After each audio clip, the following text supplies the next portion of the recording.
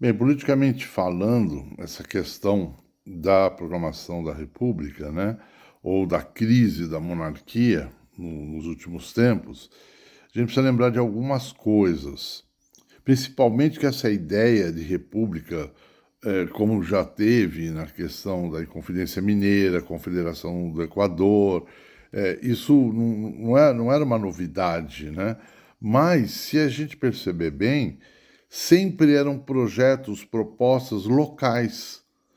Era muito mais para eles se defenderem ou fazer uma oposição contra exatamente a situação do local, do momento, seja de Minas, seja do Nordeste, seja de Pernambuco, enfim, do que realmente uma aspiração de forma de governo nova para todo o país. Então era ainda uma coisa tímida até meados do século XIX.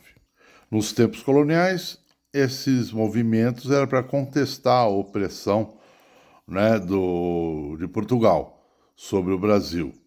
No Império com Dom Pedro I era para contestar o absolutismo dele, né, no governo. Outra questão é o federalismo, né? As províncias queriam mais liberdade, mais autonomia para elas, né? Mas tudo era muito concentrado nas mãos do governo central. As eleições eram indiretas, então, por exemplo, senadores eram escolhidos pelo Dom Pedro, pelo governo central, e o cargo era vitalício. Tinha as eleições para deputados, mas era escolhido quais os mais votados, dentre os mais votados, quem iria assumir. E eram eleições com voto manipulado, né? Embaixo de violência e muitas fraudes já. Como sempre o interesse dos políticos, dos parlamentares, era realmente se perpetuar no poder, né, e defender seus interesses, era difícil você separar quem é liberal, quem é republicano, quem é conservador, né? Então, isso era algo muito complexo.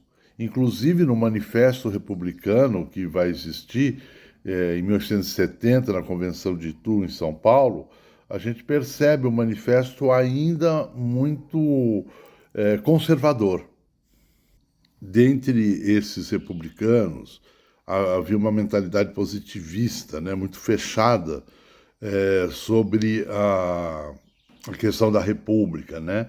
Eles até acreditavam que a república, dentro da história, seria alguma coisa natural, que iria acontecer, né? O Brasil estava fadado a acontecer a república. Então foi uma coisa meia tímida ainda esse movimento.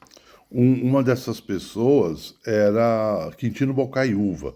Ele se declarava um evolucionista, né? E então, nessa mentalidade positivista, se formou um projeto de república para o Brasil. Havia no Manifesto Republicano uma tendência, um caráter antirrevolucionário muito forte. Tanto é que eu vou destacar aqui uma frase, essa eu vou ter que ler, para a gente entender, que faz parte do manifesto. Olha lá. Como homens livres e essencialmente subordinados aos interesses de nossa pátria, não é nossa intenção convulsionar a sociedade em que vivemos. Por outro lado, o governo central, né, na sua política conservadora, digamos assim, não ou determinando quem iria administrar junto, quem ia compor o governo, né, de certa maneira atrasou a modernização do Brasil, tá? E isso preocupava também os mais progressistas, né? Porque emperrou o Brasil. Isso dentro do governo central, tá?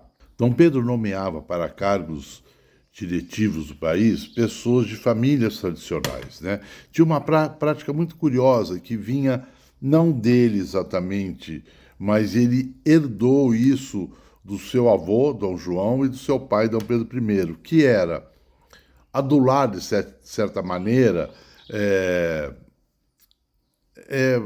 passar títulos de nobreza a uma elite, a uma aristocracia tradicional, como assim uma maneira de prestigiar essa turma, tá? Então era esse pessoal que tinha alguns cargos diretivos, mas eles não atuavam com empenho até na própria modernização do Brasil. Então eram barões, condes, marqueses, né, que recebiam esses títulos, que eram grandes fazendeiros, inclusive. E essa mentalidade positivista começa a ganhar o Brasil, né, a circular principalmente nas escolas de engenharia, entre os professores e alunos, né? E Benjamin Constant, ele vai ser um grande seguidor do Comte, né? Um positivista bastante famoso, né? Acho que é praticamente o nome mais importante para nós aqui do positivismo, né? E se funda até uma sociedade conservadora positivista aqui no Brasil. E cresce o fanatismo para esse positivismo, para essa coisa metódica, né, científica do Comte, tá? A ponto daqui ser fundada uma igreja positivista no Rio de Janeiro. E dentro dessa mentalidade positivista, nós vamos ter os ortodoxos mais radicais, né, e os mais flexíveis, tá? Então vai ter um racha, inclusive, né? Nós temos aí o Silva Jardim, de um lado, Benjamin Constant, Miguel Lemos, são nomes desse período. Então eu vou ter um lado que acredita na Revolução. Tá? A gente tem, inclusive, o Silva Jardim era um radical e achava que só através da Revolução se conseguiria implantar a República. E a Revolução pretendia, na ideia dele, e eu acho que de Miguel Lemos, se eu não me engano, nós vamos ter um projeto, inclusive, de acabar com a família real, né? Uma coisa quase de Revolução Francesa, né? Não simplesmente exilar, mas inclusive de revolução nas armas e até matar os soberanos. Então, Silva Jardim declarou revolução sim, matar, executar a família real, parte dela, sim, matar. Tá? Isso a gente tem do Silva Jardim, um radical. Tá? E, inclusive, a questão de um atentado que vai ter sobre Dom Pedro II. No mesmo ano da proclamação, 1889, o Dom Pedro, a família real, estava assistindo um espetáculo do Teatro Santana, que hoje é o Teatro Carlos Gomes, do Rio de Janeiro, na Praça Tiradentes. E interessante que esse atentado vai ser um tiro no pé. Veja, nós estamos em julho já, né? Novembro é que vai ser proclamada a República. Na saída do espetáculo, a família real, né, pega a carruagem para voltar para o palácio e aí nessa movimentação, a multidão parada, né, para ver o imperador, saudar o Dom Pedro, alguém grita, viva a República. Aliás, eu acho que foi viva o Partido Republicano. Isso no meio de gritos de viva a família imperial. Olha que louco. Aí a população indignada, né, desse berro aí, viva o Partido Republicano, Dom Pedro ainda acalmou a multidão. Falou, calma, gente, tranquilos, não se assustem. Palavras do Dom Pedro, isso foi até publicado nos jornais da época, enfim. E quando a carruagem estava, né, passando com a família imperial, né, por um restaurante, tem até a localização desse restaurante no centro do Rio de Janeiro, né, deram 1 ou 2 tiros na carruagem. A carruagem não parou, seguiu rápido, né? E em frente ao restaurante foi uma confusão total e todo mundo muito assustado, indignados com a ação, inclusive. Então começou a investigação e pegaram o atirador, né? Prenderam o atirador, acho que 2 dias depois. Quem atirou foi um português. Era o nome dele, eu acho que era Augusto do Vale. A polícia apurando